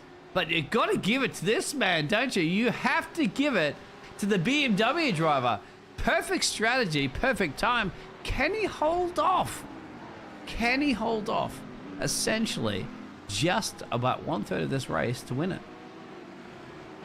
It'd be an Herculean effort if he was able to. I think we're going to have one less lap than we did last race. Almost certainly. So, I was getting caught tooth and nail. I mean, I'm trying to give you something about here. I don't know if you could do it, my friend. Maybe. Because if we're looking at the lap times here, the lap times we're looking at about 2 minutes 5, 2 minutes 6 or so. So I think we're going to have 4 more laps to the end here. Because if you have 4 more laps, that'd be about 8 minutes 24 as they come around the final corner, and 8 minutes 24. Joe Glass has gone in. Come on, chat. Give us a little bit of a motivational boost here. Joe Glass should actually come out pretty well as well, too, because I think Joe Glass is putting some good times. But Joe Glass, of course, will fall behind this one. This is it. This is Yanis wanting to beat both those South African drivers, so continuing his championship hopes alive here. But I think we are really at the end of the day. Sorry about that, Yanis, but I think I'm going for Sean here. I think if we can hold on here, this is going to be a brilliant, brilliant drive for him. Drive to Survive? Don't worry about season 6 of Netflix. This hit is here right now. Drive and Survive. Evolution Sim Racing. 4 and a bit laps to go then for John to hold off Yanis, but he's looking so fast, isn't he, in that Lamborghini. Tristan's going to be hoping that this continues on for much longer, but look at the exit for Yanis. Luke Lucchese as well, gaining to the back of this trio.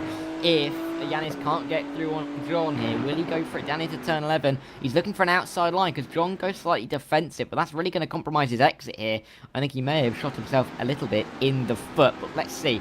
Slipstream now will be at play for Yanis. Will he have enough down into turn 12? Let's find out. But of course, it's the slow creep towards the back, isn't it? Yes, it is. But what would you do as a racing driver? Like, if you were in the shoes right now, are the ones set up the inside there. But can he make it stick? I don't think Yanis can make it stick now. Now they're going to be battling down, and there's going to be the inside line, which remember will turn into the opposite. No, Yanis has lifted off a little bit. He might have to yield that position. He's got to more worry about Trishan in the background here. This is great battling, great fighting, of course, here for the Evolution Sim Racing. And hold on tight, my friend. Hold on tight. In fact, this is going to be one of the biggest playmaking moves into the overall championship here, because, you know, we're deciding a couple of points here, which could be coming down to the wire later in the season. Well, for reference, if Luke Lucchese finishes, if the race finishes, sorry, how it is now, it's going to be an 18-point gain for Yanis Albert, which means overall he's going to gain another 8 points in the championship at Cota, despite Luke Lucchese clearly seeming like he was the fastest driver here. So we'll have to see. With 4 laps to go, that's Tristan to the inside. It's a big send, but he's got it stopped just about. That is an absolutely almighty send, and it's lost them 2 whole seconds on the back of Yanis Albert. And look at Luke Lucchese. He's immediately in the battle. Yeah, Luke's, because, I mean, he knows what's going on up the road here. But he's going to be very, very, very cautious at the moment, too, as well, because if Tristan and Luke get tangled here with Jean in that P2 position, that could be game over for both of them. He's going to get a hell of points there for Yanis, who's up 10 positions, of course, who got a good hurl of points. And, well, that's where he wanted to be, because he was fighting, wasn't he, with the RDSA esports team. And here we go. I'm saying I'm definitely for the... We've got to remember, these are all South African drivers, P2, P3, P4. Now, whether or not their nationality is going to come into play when it's racing in the dying stages of this race, where your nationality is going to be like, hey, you're South African, you're a Springbokker, you are getting it done. Will that come into play? I don't know. I don't think Sean is actually here. I don't think he's here to help him. I think he's here to fight him. He wants this. He doesn't want to yield. because they're countrymen doesn't mean they're not going to fight each other tooth and nail. Of course, the two teammates are probably going to help each other work together a little bit. But John, the only thing that they have in common is that they're all from South Africa. So I don't think he's going to be too willing to allow these guys just to come through. I mean, he's fighting for a podium here. I mean, you're not going to just give up a podium just because your countryman behind you's in a championship battle. You're going to fight him hard for it, and that's exactly what we're seeing now. Yanis is away, frankly. I mean, if he doesn't win this race, he's going to take a big mistake. If anything, what he's done at the moment is that he's allowed a huge gap for Yanis to take it on up the road there. So I don't think Tristan's going to have enough time to get it done. I don't think. But it's more about his problem right now is not worrying about the leader and not about winning the race. He's worrying about, I want podium. I want champagne. I'm foaming at the mouth for it. And the biggest problem is got a hold off the man that was the quickest ever around this track that we've seen this season. And is right in the rear view mirrors. How would that feel for you as a racing driver to have this man hunting you down? And the South Africans, they're well aware of, anything can kill you in the wildlife. Right now, this man is hunting you. So, oh, look at that, hunting. I don't know what to say. This is exciting to everybody. Get your popcorn ready. Coming down to the wire. To be fair, I think if you're getting your popcorn ready now, it's only going to the microwave's only going to ping, or it's going to finish popping with only a couple of minutes left to go here. So it might be a little bit, it might be worth just waiting a little bit longer just to watch the action as we now see Luke Tracy to the inside to make it onto the podium. It's the bottom step on the podium, but points. Every point counts at this stage of the championship. But I think Tristan, I'd be very surprised if Tristan doesn't let him through the end of this race. I'd be incredibly surprised. Because, Luke's got the chance at the championship, the Drivers' Championship, whereas Tristan doesn't. But they'll still pick up the same amount of points in the Team Championship. I heard this, we spoke from the drivers at the start of the season, all right? Is there going to be that typical Formula One, who is the number one driver? Let's have a look real quick. We'll get you a little bit of information on what's going on in the standings, right? There it is. So, obviously, Tristan is leading this one, all right? Tristan P6 at the moment. But he needs Luke to get points, right, to beat Yanis. Yanis is leading this race. Of course, remember in the role reverse that Tristan and Luke got that P1, P2. So are they going to work together? Are they going to, is the team going to allow them to switcheroo for the Ultimate Drivers' Championship? That's going to be the key. You called it. Yeah, we will have to see. We work our way through 4 minutes now left in this race. 2 laps to go for Yanis. I do think, I cannot see there being a third, and if there is a third, it's going to be very, very close, but I just don't think there's enough time. As they run their way now, Luke Tracy down through turn 1, flowing through 2 into this first sector once again. They've gapped John right back by a second now, so they're not too worried about the cars behind, but in the Evo battle, Javier Talavera, he's done very well, hasn't he, after starting on pole. He's still up in P5, doing a very good job. He did an amazing job. That's probably his best drive all season. So I was hoping he was getting on the podium, but anyway, he may come out with a chat to us later on, because don't have to also necessarily be in the podium to have a bit of a chat to us, because that's a solid drive. You got to remember, he's battling it out with the Premier Class drivers in a mix of a season championship. That's not an easy pressure for you to hold on to. And he did a solid job. He battled with him, clean, door-to-door racing. Could have gone all pole-shaped, but he stuck with it and he's going to stick with the P5. I think he's got enough of Thomas down the road there. Matt Barnett and Nathan. Joe Glass is a little bit further down the field there. You thought Joe Glass would have been doing Joe Glass things, but Joe Glass may have had a mistake or something we didn't quite catch. But more about, this is the key moment you mentioned. Is there going to be a switcheroo between the South African drivers? I'm curious. Is everybody curious out there? Let us know in the chat. Will they do this switcheroo for the overall Drivers' Championship? I'd be very surprised. I mean, these two work together so well that I cannot see them not working together in this case. Yeah, I mean, Luke had a chance to make it through on Tristan. Let's have a look at that. Right, look at that. Luke is the one that needs the points, right? Luke is the one that needs the points. But Tristan is leading him. So, what's Tristan going to do? We're going to work our way now onto... Oh, we might have... No, we're definitely going to have one more lap. What am I on about? We've only got 1 minute 50 left. We've definitely got one more lap. Can somebody I think they'll switch this.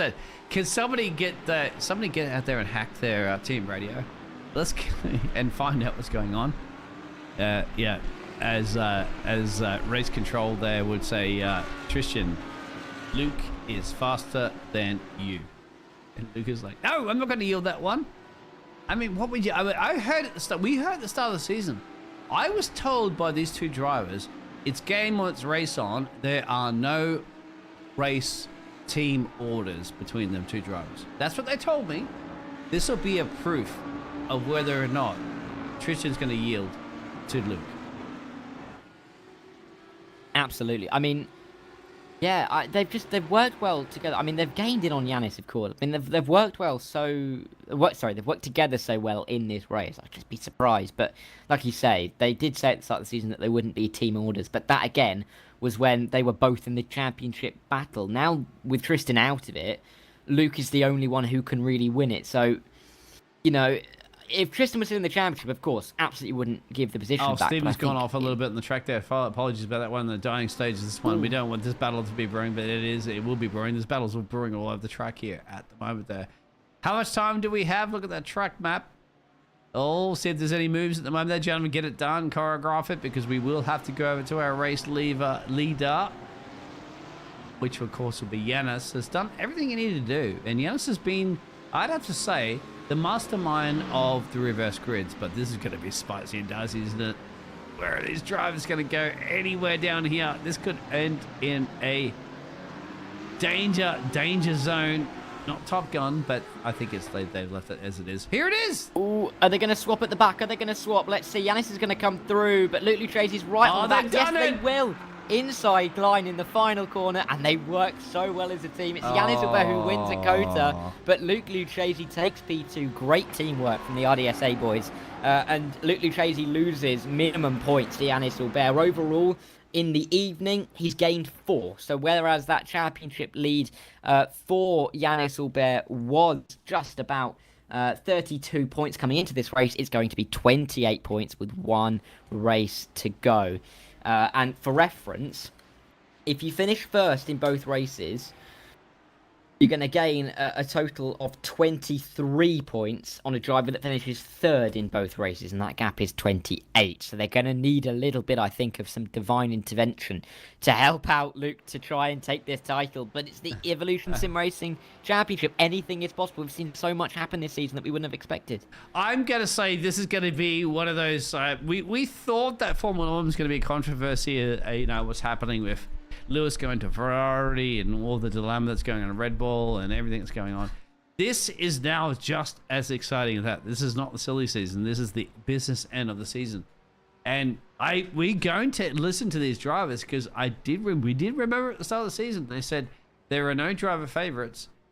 It's game on. And now they've done the switcheroo in the dying stages. We can't take it away from Yanis, of course, winning this second race. But remember, it was the other drivers that won the first race, and Yanis could not get past them, so they did a solid job. We're going to find out all of this information very, very soon here on the JPB Broadcasting Network, of course, for the Evolution Sim Racing. We all do appreciate it. Ask those questions out there in the chat, because we'll get those drivers to answer them for you. You know, this is not television, all right? We're not Martin Brundle and David Croft. We will answer your questions. Although I wouldn't mind being either Martin Brundle or David Croft, to be fair. You're way better than Martin Brundle and David Croft. Yeah, we're the 2024 generation. They have got a wonderfully large paycheck, to be fair. So I'll get it I wouldn't mind being Checks in the mail. Come on. But there we go. Here are the race results. That's race 1's race result, I do believe. Because you want race 2? Race 1? You let me know. I got race 2 for you. Here we go then. Race 2, Yanis Albert then is your winner. Luke Lucchese in P2. They are the only two drivers who are going to be in this championship fight, you would say, with 1 round to go. Tristan in P3, with John Breitenbach, a very, very valiant drive for P4. Javier Talavera, full credit to him, winning the Evo class in P5, with Thomas Pugh and Matt Barnett in 6th and 7th. Nathan Crook, Matt Hoyland, and Newman Stitchbury round up the top 10 with a clump of Evo drivers. Matthew Jones, Stephen Donnelly, Hussein Sarek Desla, who, to his credit, I think he gained something like 20 positions in that race. So very good job from Sarah Cadesta there, and Joe Glass in P14. Alex Fretwell, Henry Knackery and Paul Robson in 15th, 16th and 17th. Daniel Nans, Alex Konrads and Ryan Ottens in the top 20 with Kevin Simon, James Palo, Danny Weir, James Bostock, Rob McKee, Gareth Newton and Graham Matthew in the top 37. And then we'll scroll on down to Paul Coldershaw, John Ludbrook, James Rankin, Russell Jakes, Joe Sparrow, Jamal Gandor, Jack Wyborn, Scott Kostrick and Ashley Brooks. I think the bottom 5 of those didn't quite make the end. But some fantastic racing all the way through the field, wasn't there, Dean? And yeah, it sets up a great championship finale for Bathurst next week. It has. I can't wait for Bathurst, really. I'm already setting my camping site. I know, I got you a camping site there, Darragh. I got a camper van, you know, a caravan we call them there in Australia. So we call them caravans. Yeah. No, hopefully the rain will be okay. So yeah, we'll get there. You know, I got some kangaroo on the barbecue for you. You got all, and everybody else, of course, and the Evo racing drivers and everybody else is going to be tuning into that one. It's going to be a lot of fun because it's going to be interesting because it's going to be to the dying stage at this point. And of course, it's not that easy like it is here at the Cota to just allow a driver through in Bathurst. You cannot just allow a driver through that easy, especially up through the mountain or even into Hell's Corner, up into Forest Elbow. Yeah, that's why we're tough down here in Australia, mate. Anything can kill you. Well, yeah, the one track can kill you, of course, is Bathurst.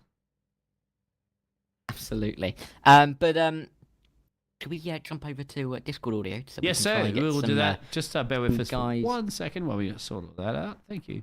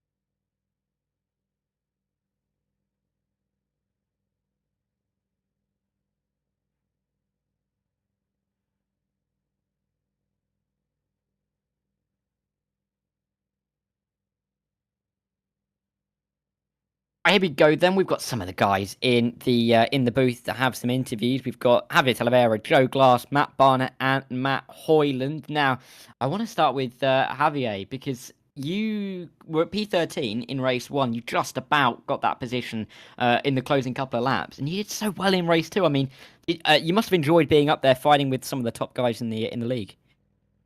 I'm actually really happy that I actually got the reverse grid just above the teammate of Joe Glass. I actually forgot the name, but for me, it was no point fighting them when I saw them on the mirror. I was like, I'm just gonna let them by and save as much time as possible. That way I can just follow them, use them as a guide, let's say, and try to make time with the guys behind. And maybe that way I could save P1 for my class, and it actually worked out really well. I'm really stoked out for that race. Really happy. You drove fantastically well. I mean, you came out right in the midst of the two RDSA boys of Lutres and Dino Brega. So really good little bits of fighting there. But yeah, great points for you and the team going into the last round at Bathurst. I mean, are you looking forward to Bathurst as a track? Very different, of course, to Cota. I am actually. I've never been good on Bathurst, but it's definitely gonna be interesting because that way I can also practice for the Bathurst 12 hours. So I'm really looking forward to how that's gonna work out and see if I can maybe get a P5 on the championship. Maybe that's what I'm aiming at right now. Absolutely. Well, good luck to you. I mean, anybody else you want to shout out quickly onto the stream?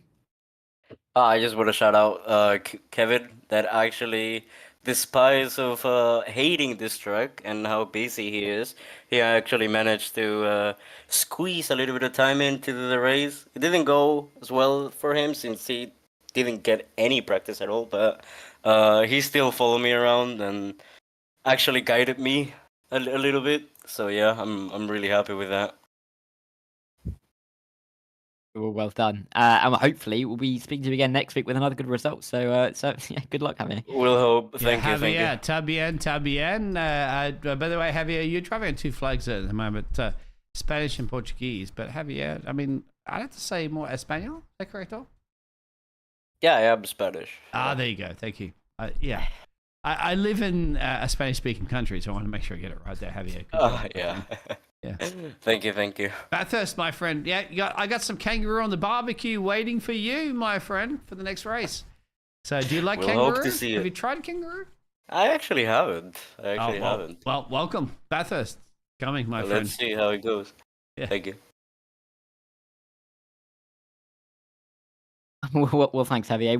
We'll move on to Joe Glass quickly before we get to the 2 Matties. But Joe, I mean, again, you're championship leader in the Evo series category, I should say. Another good, just couple of consistent performances from you. I mean, just very well done all round. Are you pleased with how many points you picked up tonight? Well, I am. Yeah. I mean, I was a bit uncertain about this circuit, to be honest. I've never driven it on iRacing, unlike many of the others. So Monday was a little bit uncomfortable. But I came in tonight and it all went okay. Now, I think you might be able to correct me. I think I was second in the first race. Not too much of a good result in the second after a bit of a mistake, but still managed to bring home some points. And I'm now just trying to get James to do some standing updates for me. Joe, you were P7 the first race. It's shown on the screen right now at the moment. Yeah, Nathan P7 Cook in seems class to be the 13, one that's obviously. quicker than you, but overall, Yeah, you're sorry, the one that's that's what I more meant. consistent than everybody else there, Joe. Yeah, a couple of bad results throughout the season, but that's always expected, really. But I think I've always been there or thereabouts. Nathan's always taken me to the line, and I think I'm not sure. Did he win the second race there in class, or did he come behind Javier? He was behind Javier in the second race. I believe he came P3. Yeah, he was P3 behind Matt Barnett, who we'll come to in a minute. But yeah, Nathan, he didn't pick up maximum points. But yeah, like you said, I think you got P2, and then that was P7. So even though it wasn't maximum points, it's still it's very good and consistent for the championship. You're leading it quite comfortably. Yeah, well, it's all. I think it's all but wrapped up. Potentially, I'm waiting for, like I say, I'm waiting for James to have a look. It might be done, but I don't want to jump the gun. You guys, I don't know if you caught it on stream. I was joking with these guys before we got pulled in. I drove around the pit entry, having not pitted for fuel, so I nearly ran out of fuel, having missed the entry. So I got in with 0.5 liters in the tank, so that could have ended the race a bit prematurely. Joe, like I said, you need to throw some of that moonshine in there or whatever you have up there. Some of that whiskey, my friend. That'll get you to the line there. But we did okay. You're doing good. I know that we have Bathurst next week, which is my favourite circuit of mine. I said this before, my friend. Kangaroo on the barbecue. Do you like it? Well, I've never tried it, but I wouldn't be against it for sure. And to tell you what, the Glass Tech racing team in the championships are just on the edge there of the RDSA Esports. Can you get it done, my friend? You and Matthew. Yeah, well, those two guys got another good pair of results, I think. So I think we'll go in, with that decent margin still there, but it's on us to just bring home a couple of top fives. That's been our aim for the last couple of weeks. Both me and Matt obviously trying to just be consistent. We're not trying to push it too much. If we're in the top five, then we know that we're going to be keeping within touch and distance and keeping that margin. And a shout out to Glow for the Glass Tech Racing. And Glass Tech itself, there obviously is your company and your major sponsor. What do they do? Just let everybody know, please. That's just me. I do some sim racing hire, basically. Sort of corporate events, corporate functions, things like that. So that's our brand, my brand. And then Matt's joined me as a previous teammate from other leagues and other games and whatnot. And yeah, we just brought that over to iRacing. So it's been fun. And for him, he hasn't won a championship before either. So it'd be nice to bring the teams home with him. So a tricky track next week, but I'm sure we'll hopefully bring another consistent result. I mean, overall, Joe, congratulations. Well done in the end. Because, of course, in the championship, you've been fighting away the last few weeks by trying to gain points on James Rankin, of course. You'll have got more points than Matthew Jones, which means you're safe from him. But James Rankin, in race 1 and race 2, finished below you. If Dean, I'm not sure if we can bring up the results there because we can try and work out exactly. Which one? Race 1, race 2? Yeah, both. Well, but race 1 and race 2, because of course Joe got 2nd and 7th in both of the races. Great consistency again, and of course with more points in race 2, it's not too much of a hit. And then of course you're fighting with James Rankin, and James Rankin, he finished race 2 just a long way behind you, actually, didn't he? Yeah, well, I think we finished the first race knowing that I just needed to score points. That was my quick maths in the 5-minute warm-up. But I think there's a chance that my teammate, Matt, might still be within that 115-point sort of cushion, if you say, between the two races. Like I say, I don't want to get overly optimistic, but I think it could be and on top of it, Joe, it's the crucial battle, of course, for the team championships on top of that as well, not just the Evo. Exactly. But the team more of a trophy. You want 2 trophies in your cabinet, don't you? Not just 1. Right. The more, the merrier, of course. There you have it. But yeah, congratulations. I actually do think I'd be incredibly surprised if you haven't won the title here. Because I don't know if you can scroll down there, Dean, on the Heat 1 results. Yes, sir. But yeah, I think you're far enough clear of James Rankin. Just to James 22, P22. Oh. Yeah, that's P12 as well. That's P12 in class. We're going to watch it back and see what happened with James. I think he had actually a really good job there, did he? Overall in the race. So, however, you'll find out, of course. So, yeah, it's up to everybody in the chatter too to let us know on the YouTube channel what's going on. So, it's up to you gentlemen to chat about it. But, Glass Tech Racing on top, my friend. You know that for a fact. Going to be in it to win it. What are you going to do to stop the quickest man that you haven't been able to stop, but overall you have been able to beat him overall, and that's Nathan. Nathan's just so much pace. He does, and I think he had maybe a poor start. Maybe that's why he's offset himself a little bit, and he's been playing catch up. But generally, for the last few races, he's been finishing P1, and I've been second fiddle or worse. So thankfully, those initial wins and all the initial podium places have done me well. While he was maybe, I don't know if he missed a few rounds or if he just had a few bad starts, but yeah. So there you go. So he probably would have been closer had he not. Have a look at him right now in the standings at the moment. He's the only one that's won you essentially for races. You had 4 race wins each, but the problem is like he's got a DNF, a couple of missing races, which consistency yourself, Mr. Joe Glass, is the reason why he got it done. But I'd say signing up for season 4, then Nathan would be your arch enemy, really, isn't he? He'd be your kryptonite if you're Superman. Yeah, well, the quality that we have in Premier next season is a bit outrageous, to be honest. We've got a few guys, Matt being one, who's coming back down. I couldn't think of too many names, but there's a good 5 names coming from the current Premier class back into the middle tier next year, so there'll be a hell of a lot of competition there for sure. Joe, I was going to say, with my very crude maths that I've just thrown together, I do believe you are the champion. Okay. So congratulations on that. I think you picked up more than enough points to try and pull away, because you'll be on 615 by the end of tonight with all the points added up, and James Rankin didn't get enough points in race 2 to pass 500 to keep himself in a bit of a championship. And Matthew Jones as well. He already started 111 back, and you finished in front of him. I think enough in the races to pick up the points. So, congratulations. Well Joe, done. You know what that means, my friend. You have to sing a song. Oh God! Don't put me under that sort of pressure. How about just the Championes? Are you the champion? Yeah, the Championes. Ole, ole, ole. One of them. No. Maybe a choral verse, perhaps. It's right, Joe. How about we save it for next week? Around the barbecue. Yeah, much better idea. Joe Glass. Well done, Joe. Congratulations. We will speak to you next week then, regardless. Yeah, well done. Good luck for Bathurst next week. Appreciate it, guys. Thank you very much.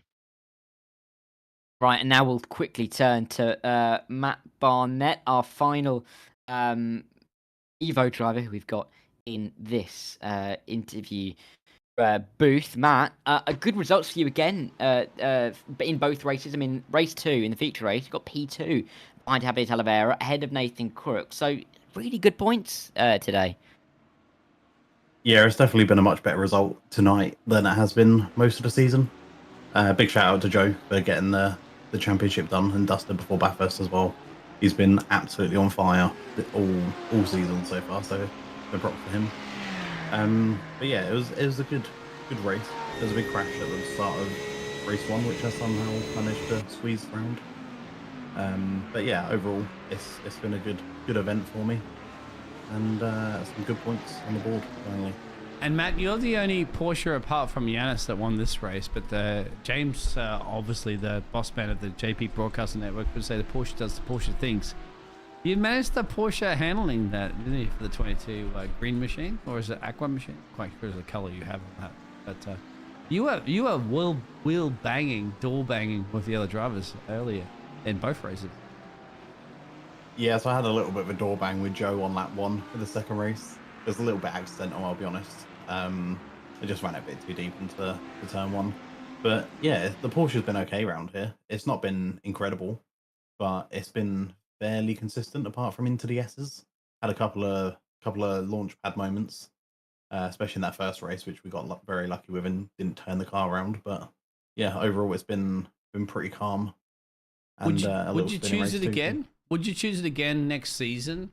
Of course, if you are hopefully coming back, of course, for the evolution of sim racing, and of course thinking about the elements of rain, which would be another aspect of a motor vehicle, which we probably all don't know about, but they're handling a machine that can handle all the tracks and all the conditions. So for sure, it definitely come above the Mercedes I started the season with. I mean, big props to Ewan for carrying on with it. It is a horrendous car to drive this season in the fixed setup. So fair play to him. But yeah, it's the Porsche's up there, but we'll see what we come out with for season 4. Who knows? Hopefully, it might even be a Mustang. But to follow you, Matt, on social media, any shout outs there for your livery, of course, sponsors, and how can they follow you, Matt, into your adventures for not only here at the Evolution of Sim Racing, but anywhere you race and racing leagues? So this is the only league I race in, but I do post some stuff on social media. So it's Matt Barnett on TikTok and on YouTube as well. You can just see some clips on there of the racing. But yeah, that's pretty much it. Big shout out there from Barnett from DXT Live there. Over to you there, Darragh. Yeah, well done, Matt. I mean, are you looking forward to Bathurst next week? Are we hoping to see you again near the front next week? Hopefully, yeah. I do enjoy Bathurst. It is, in terms of a racetrack, it is great, but in terms of overtaking, it's not the best. So the closer to the front you are next week, I think the less chances you're going to have of being caught in a track blockage halfway up the mountain on lap 1. So it's all going to be about qualifying. It's like the Monaco of GT3 racing next week. Yeah, absolutely. But good luck for that. We will hopefully speak to you next week, but good luck all the same. And enjoy your weekend, and we will see you in action next week at Bathurst.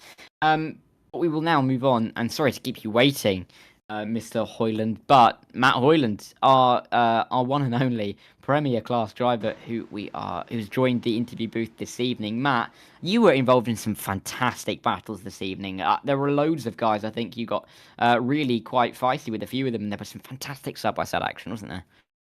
Yeah, I mean, I can't say it was the greatest racing I've ever had.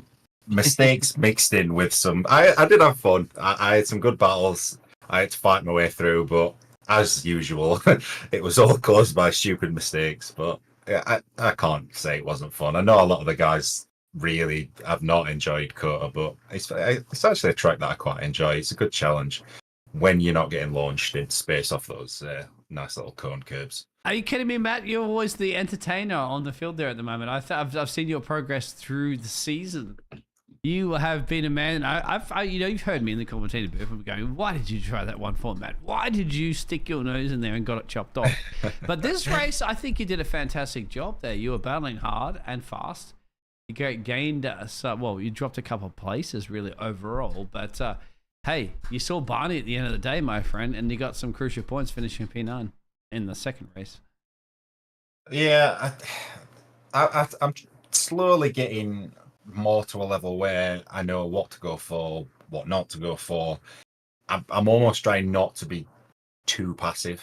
I think sometimes that's hurt me. Like, I've sat back too long.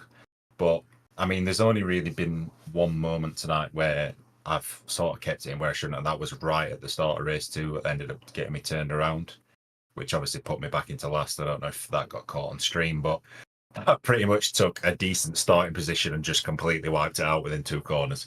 But to get back up to, I think, P8 overall by the end of the race too, I can't complain with that. You got P8, yeah, exactly. I'm showing that at the moment there, which is a drive to survive at the moment there. Netflix, haha, you got nothing on Evolution Sim Racing. All that, and which is actually very impressive, Matt. You gained a lot of places on that first race, but it goes to show you, doesn't it? Like, even if you're plump last, you got to fight to survive, don't you? Like, it's a long race, and you stick with it, Matt. And you have stuck with it, because overall, looking at the standings there for the pro, and you have a good crowd, my friend. You're P10, all right. But look at those results there. That doesn't show you wins. You did have a win, right? And round 2, but a couple of DNFs, which we explained that on the stream there. You're pacey, racy, and fast, but I also mentioned on the stream there, maybe too much gambling, my friend. Stay away from Vegas. Wildly inconsistent is the word I use. Yeah, consistency is key. But pace, I'm surprised that you're going to finish a little bit lower on the standings right now, considering you are quick. Man, you're qualifying right up the timesheets. It depends on how much practice I get, to be honest. I mean, the amount of free time I have per week varies wildly from what I can put into it. If I get the time to get the car dialed in and get myself dialed in, I then have a little bit more confidence in myself, and the mistakes aren't quite as much as they would be normally. But when I'm feeling a little bit underprepared, I think if sometimes I just need to just go for it. Like, I'm at my worst when I'm overthinking it. That's when my mistakes come in, because I start, instead of just, thinking on your feet, doing whatever, just go for it. But it showed at Canada. Yeah. Oh, do you have a lot of friends in pit road then? After these moments, of course, so anybody can join pit road. But yeah, it's sunny up to Discord. But how does that pan out for you there, Matt? So, sorry, I said that again.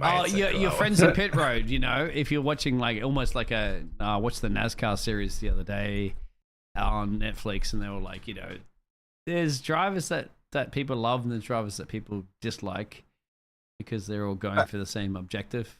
How was your perspective?